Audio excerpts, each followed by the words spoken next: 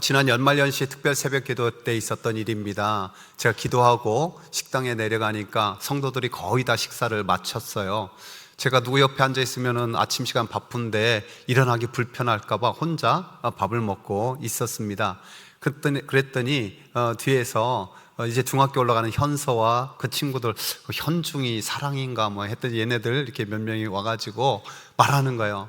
목사님, 혼자 밥 먹는 게 외로워 보여요. 같이 밥 먹어도 돼요? 그래가지고 함께 밥을 먹는데 얘네들이 이것저것 물어보는 거예요. 그 애들하고 대답해 주면서 얼마나 행복했는지 지금도 그때를 생각하면 막 가슴에 행복이 밀려와요. 이게 교제의 능력이거든요. 예수님께서 부활하신 날 그 글로바와 친구가 터벅터벅 길을 가고 있었지 않습니까? 소망의 전부였던 예수님, 이제 죽어서 다 끝났다라고 생각하니까 자기들의 모든 꿈과 희망 다 사라져버린 거예요. 환한 대낮이었지만은 그대 심령처럼 컴컴한 어둠 속 동굴 속을 걸어가는 듯한 그런 마음이었지요. 부활하신 주님께서 곁에 계셨는데도 불구하고 그런 마음으로 걸어가니까 보이지도 않는 거예요. 근데 주님께서 메시아가 이 땅에 오실 것, 그분이 오셔서 십자가에 못 박혀 죽으시고 부활하실 것, 이 복음을 잘 풀어서 설명했더니 그들이 점점점 환해지기 시작한 거예요. 예수님이 떠나려 하자 붙잡고 같이 밥 먹어요, 같이 식사하세요. 그 떡을 들고 하나님 앞에 감사기도 드리니 그들의 눈이 밝아져서 와, 예수님이구나 깨닫는 순간 예수님이 샥 사라지셨어요. 그럼에도 불구하고 말씀을 줄 때 우리 가슴이 뜨거웠고 부활의 주님 눈에 보이지 않지만 우리와 함께 하는구나라는 확신 가운데 다시 예루살렘으로 힘차게 올라갈 수 있었습니다. 오늘 또 그리스도인의 교제에는요 귀한 은혜와 능력이 있다고 말씀하세요. 그 비결이 어디 있습니까? 두세 사람이 내 이름으로 모인 곳에는 나도 그들 중에 있느니라. 주님이 함께하기 때문에 능력인 줄 믿습니다. 주님이 지금도 여전히 이 자리에 임재하시고 함께하실 것을 믿습니다. 제가 종종 이사하는 분에게 여쭤봐요. 가면은 어느 교회에 출석하실 겁니까? 그러면 이렇게 대답하는 분도 있어요. 뭐 아무데나 가까운 데 가죠 뭐. 그럼 제 가슴이 철렁해요. 여러분, 물론 교회를 정하는데 거리도 참 중요하겠죠. 그러나 훨씬 더 중요한 거는요 그 교회 공동체 모습이에요. 사람 보지 말고 주님만 바라봐야죠. 여러분, 모든 교회는 주님을 바라보고 있는 거예요. 근데 그 주님의 참된 주인으로 계시는가? 그러면서 성도들의 교제를 통해서 주님이 함께 하시는 그런 공동체인가를 우리가 느낄 수 있어야 좋은 교회, 건강한 교회죠. 요즘에 젊은이들이 주로 하는 것 같은데 러닝 크루, 함께 달리는 모임이 있어요. 동호회도 있는데요. 요즘에 어떤 모임이 있는지 아세요? 그냥 인터넷으로 언제 어디에서 몇 시에 모여 달립시다 하고 그냥 공지만 인터넷 띄우면은 그걸 본 사람들이 그냥 모여요. 그럼 그 시간에 서로 인사만 눈인사 정도 하겠죠. 이름을 물어보거나 제대로 인사하지도 않고 함께 탁 뛰어요. 끝나면은 그냥 깨끗하게 그냥 헤어져 버려요.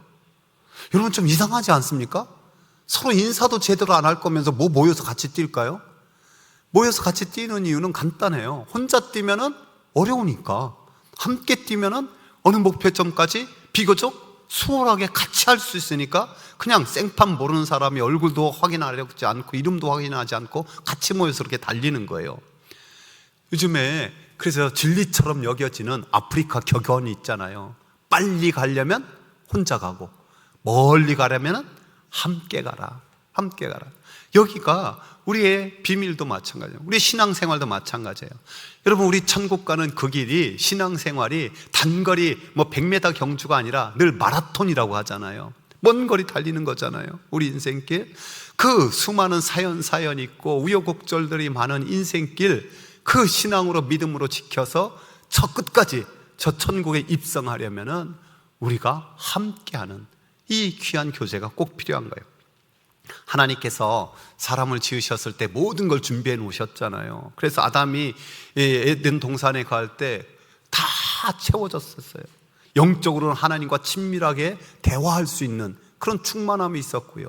또 그가 일도 있었잖아요. 동물도 이름도 지어주고 또 식물들도 아마 이름도 지어줬을 수 있을 거예요. 그런 일도 다 했고요.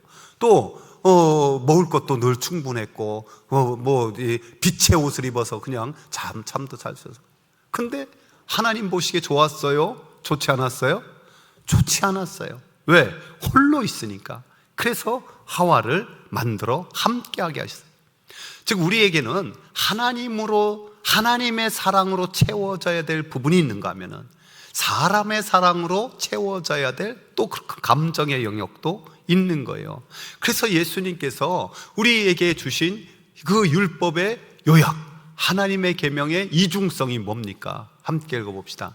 내 마음을 다하고 목숨을 다하고 뜻을 다하여 주 너의 하나님을 사랑하라 하셨으니 이것이 크고 첫째 되는 계명이요 둘째도 그와 같으니 내 이웃을 내 이웃과 자신같이 사랑하라 하셨으니 이 두 계명이 온 율법과 선지자의 강령이라. 둘째도 그와 같으니라는 것은 무슨 말이냐면요, 하나님 사랑만큼이나 사람 사랑, 이웃 사랑의 무게가 똑같다는 거예요. 그러니까 나는 하나님만 사랑하면 돼, 이거에 좋은 신앙이 결코 아닌 거예요. 그리스도인의 교제는 이 하나님의 사랑으로 채워진 영혼이 사람 사랑으로 이어질 때 그 감정의 탱크까지 다 채워져서 하나님의 나라를 맛보게 하는 것. 그래서 이 사랑은 놀랍게도요, 받을 때만 생기는 게 아니라 더 크게 생기는 것이 언제냐? 줄 때. 사랑을 줄 때 오히려 더 큰 탱크가 채워지는 비밀이 있어요. 그래서 주님께서는 서로 사랑해라 강조하고 있고, 이 서로 사랑함이 주님의 제자됨의 증거가 된다고도 말씀하세요.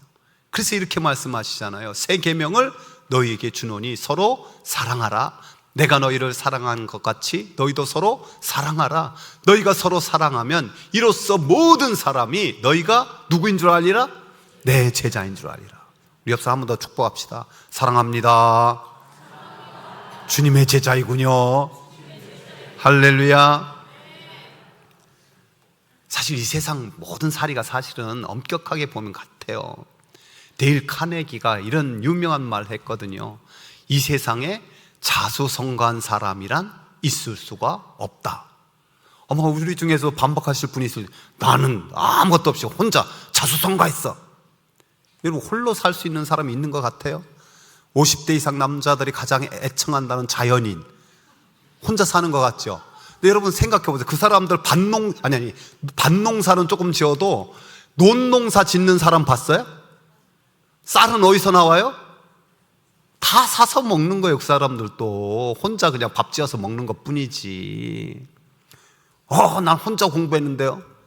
여러분, 물론 부모님이나 선생님의 도움 없이 공부한 사람이 있는데 그 사람도요, 학문의 체계를 만들어 온 그 누군가가 있어서 그걸 가지고 공부한 거예요. 그러니까 독학이란 없는 거예요. 어떤 일도 마찬가지죠. 나 혼자 이루었다? 그런 일이 없어요. 모든 인생살이는 사는 거나 어떤 일을 이루는 거나 누군가의, 보이든 보이지 않든 돕는, 함께한, 먼저 한 그런 사람이 있었기 때문임을 알아요. 거기서 우리가 겸손해질 줄 알아야 되죠. 특별히 우리가 이 세상 살아가는 행복이라든지 어떤 성공이라든지 관계에서 80% 가까이가 나온다라는 것, 거의 진리처럼 여겨지잖아요.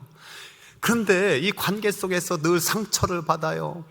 근데 알아야 될 것은 그 상처를 치유하는 것도 사람의 관계에서 많이 이루어집니다.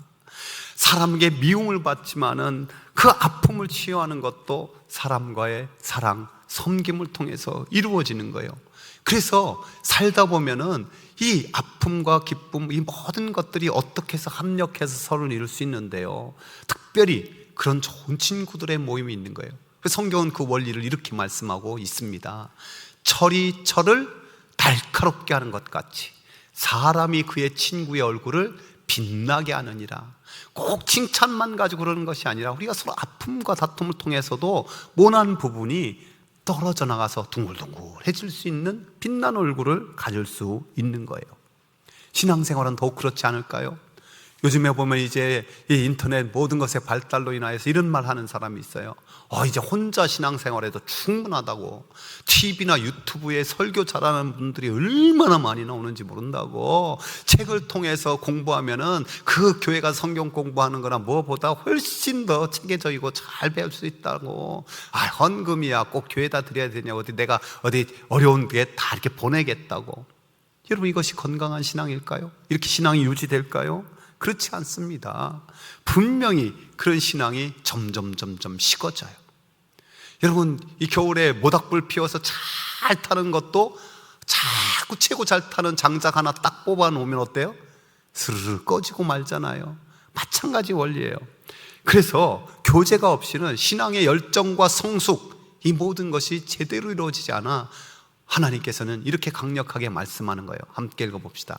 서로 돌아보아 사랑과 선행을 격려하며 모이기를 패하는 어떤 사람들의 습관과 같이 하지 말고 오직 권하여 그날이 가까움을 볼수록 더욱 그리하자. 아멘. 어떤 일이든지 시작하는 것도 중요하지만 끝까지 밀고 나가는 것. 여러분, 인생살이도 그렇고 세상 일도 그렇고 쉬운 게 뭐가 있어요? 다 어렵고 힘들죠. 이때 함께 할 수 있는, 그래서 붙들어 일으킬 수 있고 함께 기도할 수 있는 이것이 우리에게 있어서 너무 귀하죠. 모세가 어떻게 출애굽의 역사를 이룰 수 있었습니까? 그가 기도할 때 그 손을 붙들어 주었던 아론과 훌이 있었잖아요. 그가 끝까지 사명을 완수할 수 있었던 여호수아와 갈렙이 있었잖아요. 다니엘도 마찬가지죠. 그 포로의 억울한 상황에서 그래도 사드락과 아벳느고와 사드락과 메삭과 아벳느고가 있어가지고 그가 풀무불에도 들어가고 그들이 사자굴에도 들어가는 그 강력한 시험도 이길 수 있었잖아요. 오늘도 우리가 바로 우리의 믿음의 가족들이 있어서 함께 승리하는 줄 믿습니다. 우리 한 번 더 축복합시다. 당신이 있어서 승리할 수 있습니다. 할렐루야. 근세 유명한 철학가인 마르틴 부버, 그의 관계에 대한, 인간관계에 대한 고전으로 여기는 나와 너라는 책이 있죠. 그 책에서 그는 사람과의 관계를 세 가지로 정의해요. 첫 번째가 뭐냐면 그것과 그것과의 관계예요. 이게 현대 가운데 너무 많은 거예요. 뭐냐면은 사람을 물건처럼 서로 이용하는 관계. 그 인격으로 대하기보다는 그저 경제적인 관계. 그래서 결혼도 어떤 사랑이나 어떤 비전 이런 거보다는 그냥 세상 조건만 최고로 여기는 그런 관계, 생명 없는 무인격적인 관계로 전락하여 경제적 유익만 서로 따지고 이용하는 관계. 그런가 하면은 나와 그것과의 관계가 있어요. 상대방은 비록 나를 그렇게 생각할지라도, 나를 이용하려 들고 나를 그냥 물건 취급할지라도 나만은 너를 인격으로 대하겠다라는 그런 태도가 나와 그것과의 관계예요. 그런데 이게 오래 가면은 어떻게 됩니까? 정말 지치고 견디기 힘든, 한쪽만 희생하는 그런 불편한 관계죠. 결국 어떻게 나가야 됩니까? 나와 너와의 관계, 나도 너를 인격으로 대하고 너도 나를 인격으로 대하는 그런 관계, 그렇게 발전돼야 된다고 강조하고 있어요. 근데 여기서 끝나면 마르틴 부버가 그렇게 위대하지 않아요. 그가 한 핵심의 말은 바로 이거예요. 내가 당신을 인격으로 믿어주고 당신이 나를 인격으로 믿어주어도 우리들 사이에는 언제나 그 인격적인 관계가 깨질 수 있는 긴장이 있다. 이것이 인간성의 연약함이다. 부부관계도 그렇잖아요. 아무리 사랑했다고 해도 이게 깨어질 긴장성, 연약함이 있다는 거예요. 그렇기 때문에 너와 나 사이에는 언제나 이 인간관계를 중매하는 하나의 촉매자가 필요하다. 촉매제가 필요하다. 촉매자가 필요하다. 그를, 이 촉매자를 가리켜 영원한 너, 따라서 영원한 너, 영원한 너. 즉 내가 좀 이렇게 좀 잘못하고 뭐 해도 영원히 나를 사랑해 줄 수 있는 영원한 너가, 이 촉매자가 필요하다는 거예요. 여러분, 이 영원한 너가 도대체 누굴까요? 예, 그렇죠. 제가 물어보면 거의 90% 이상은 예수님 하면 맞아요. 이 촉매자, 이 영원한 너가 바로 예수 그리스도예요. 오늘 사도 요한이 그리스도의 교제를 이렇게 선포하고 있잖아요. 함께 읽어봅시다. 우리가 보고 들은 말을 너희에게도 전함은 너희로 우리와 사귐이 있게 하려 함이니 우리의 사귐은 아버지와 그 아들 예수 그리스도와 함께 함이라.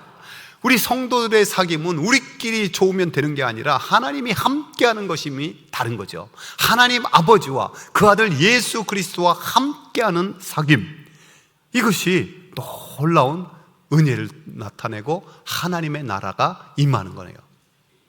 한때 일본 사람들이 우리나라를 비하하는 표현 중에 하나가 이런 거였어요.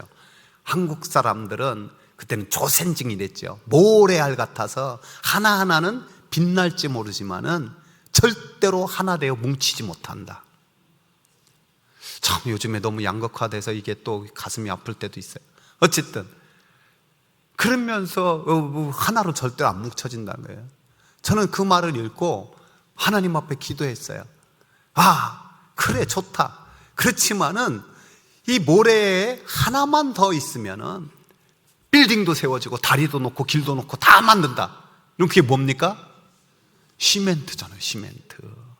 그렇습니다. 우리 성도들에게 영원한 너가 되셔서 촉매자가 되시고 시멘트가 되시는 분이 바로 우리 주 예수 그리스도입니다. 십자가로 하나님과 가는 길을 쫙 열어놓으시고 사람과 사람과에도 막힌 담을 헐어버신 것이 십자가의 보혈의 능력임을 믿습니다. 그래서 예수 그리스도께서 그 안에 들어가 계시면 되는 거예요. 그 사이에 계시면 되는 거예요. 이 하나님 아버지와 그리스도와 함께하는 사귐, 이 교제에는 그래서 뭐가 있어야 되느냐? 은혜의 나눔이 먼저 있어야 돼요. 그리스도인의 교제는 예배를 통해서 받은 은혜를 나누는 거예요. 내가 말씀을 읽다가 또 말씀을 묵상하다 받은 것을 함께 나누는 거예요. 사도 요한은 오늘 먼저 자기가 받은 은혜를 좀 장황하게 이렇게 설명하고 있죠. 태초에 있는 말씀, 생명의 말씀에 관하여는 우리가 들은 바요, 눈으로 본 바요, 자세히 보고 우리 손으로 만진 바라. 이 생명이 나타나신 바 된지라. 이 영원한 생명을 우리가 보았고 증언하여 너희에게 전하노니 이는 아버지와 함께 계시다가 우리에게 나타나신 바 된 이시니라. 여러분, 사도 요한은 예수님과 동행해서 이렇게 나도 눈으로 봤고 손으로도 만졌고 악수도 했고 같이 밥도 먹고 너무 부럽잖아요. 그러나 여러분, 주님께서 분명히 선포한 것이 뭡니까? 보고 믿는 자보다 보지도 않고 믿는 자가 복되도다. 우리가 예수님을 육신의 눈은 보지 못했지만 이미 마음으로 영접하여 믿고 마치 그처럼 인격적인 만남, 그래서 우리가 그런 표현을 쓰잖아요. 그분을 마치 만진 것처럼, 그분이 내 안에 계시고 내가 그 안에 계신 이 경험을, 이 표현들을 우리가 육체적으로 못하지만 영적으로 하는 줄 이미 믿습니다.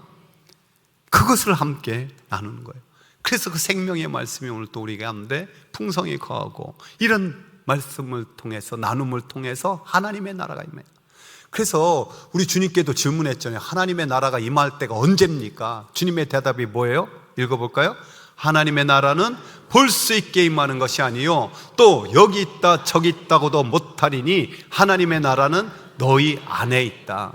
이 너희 안에, 이게 인도 있지만 더 많은 번역은 우리 가운데 있다는 거예요. 우리 가운데. 그러니까 우리가 서로 사랑하며 은혜를 나눈 가운데 하나님의 나라가 임하는 줄 믿습니다. 그러면서 함께 기도하는 공동체예요. 예수님께서는 함께 드리는 기도의 능력에 대해서 선포하셨어요. 진실로 다시 너희에게 이르노니 너희 중 두 사람이 땅에서 합심하여 무엇이든지 구하면 하늘에 계신 내 아버지께서 그들을 위하여 이루게 하시리라. 그러니까 홀로 기도하는 것도 귀하지만은 합심해서 함께 두 사람이라도 기도하는 것이 훨씬 더 능력의 역사가 나타나는 줄 믿습니다. 우리는 왕같은 제사장이에요. 나는 왕같은 제사장입니다. 우리 옆 사람에도 당신은 왕같은 제사장입니다. 여러분, 제사장이 뭐예요? 사람과 하나님 사이를 연결하는 존재예요. 지금 우리는 목사만, 우리 장로님들만 제사장이 아니라 우리 모두가 왕같은 제사장으로 서로를 위해 중보해 줄 수 있고 서로를 위해서 기도해 줄 수 있는 능력의 사람들이라는 것을 잊지 마시기 바랍니다. 그 왕같은 제사장들이 함께 기도할 때 또 놀라운 역사가 있으니 기도할 것을 부탁하고 또 부탁받은 기도를 함께 기도하는 이 공동체가 이 교제 공동체예요. 그러면서 우리의 공동체가 활짝 열려있는 귀한 공동체가 되기를 원해요.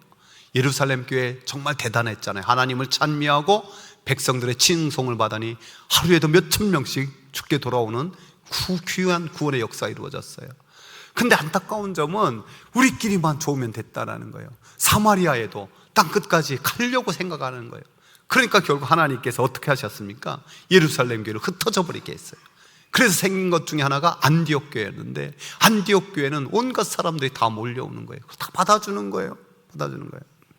그래서 그들이 그 모습이 얼마나 아름다웠는지 그리스도인, 그리스도 닮은 사람, 그리스도 향기 나는 사람이라는 귀한 이름을 받게 되고, 또 그들이 기도하는 가운데 바나바와 바울을 선교사로 파송하게 되고.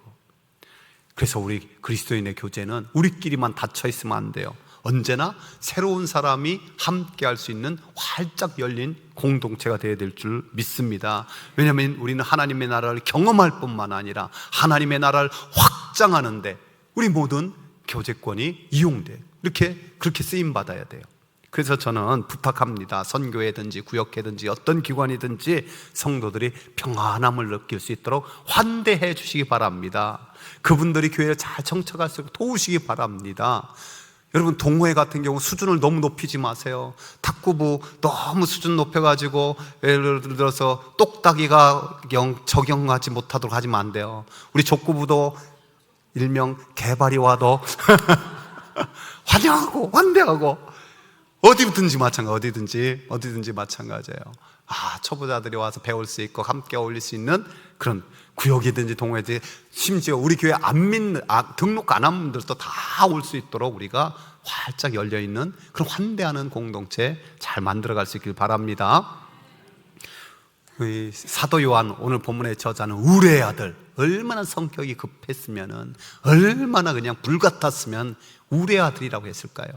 예수님의 제자 되어서 그가 사랑의 사도로 변화됐어요. 그래서 이 사랑의 편지 요한 1서를 쓰면서 그 목적을 4절에 밝히고 있는데요, 메시지 성경에 보니까 선명하게 드러났어요. 읽어봅시다. 우리가 이 편지를 쓰는 목적은 여러분도 이 사귐을 누리게 하려는 것입니다. 그러면 여러분의 기쁨으로 인해 우리의 기쁨이 2배가 될 테니까요. 여러분, 수준 낮은 기쁨이 뭔지 아세요? 남이 나에게 뭘 해줘서 갖는 기쁨이 약간 수준 낮은 거예요. 그래서 남을 종처럼 부려서 내가 왕처럼 된 것 때문에 기뻐하는 건 약간 수준 낮은 것임을 알아야 돼요. 조금 수준 높은 건 뭐냐? 내가 섬겨서 그 사람이 기뻐하는 거 보고 내가 2배, 3배 더 기쁜 것이, 이게 사랑의 기쁨이에요. 가장 쉽게 찾아볼 수 있는 것은 이 사랑하는 사람끼리 하는 모습이나, 또 자녀 손들로 해서 바라볼 수 있잖아요. 여러분, 자녀들이 깔깔깔깔거리고 웃는 모습이 얼마나 기쁨을 줘요. 손자, 손녀가 그렇게 재롱 떨면 그거는 또 비교도 안 돼요. 할아버지가 안 된 분들은 이걸 몰라. 그렇잖아요. 영적으로도 그런 걸 알아야 돼요. 사도 바울이 기쁨의 서신인 빌립보를 쓸 때 그들을 이렇게 부르고 있어요. 그러므로 나의 사랑하고 사모하는 형제들, 나의 기쁨이요 면류관인 사랑하는 자들아, 이와 같이 주 안에서 서라. 수식어가 얼마나 많이 붙어 있습니까? 사랑하고 사모하는 형제들, 나의 기쁨이요 면류관인 사랑하는 자들아. 그들이 주 안에 서면은 그 기쁨, 그 행복, 그거는 10배, 100배, 20배로 그렇게 풍성해지는 것을 말하고 있는 거예요. 사랑하는 성도 여러분, 저와 여러분이 가정 속에서나 우리 구역 속에서나 각 기관들, 또 우리 전체 공동체 모임 어느 곳에든지 아버지 하나님과 예수 그리스도와 더불어 나누는 그 사귐의 교제, 이 교제하는 교회를 이루어서 함께 손잡고 첫 천국까지 기쁨으로 달려가는 하나님 사람 되기를 주의 이름으로 축원합니다.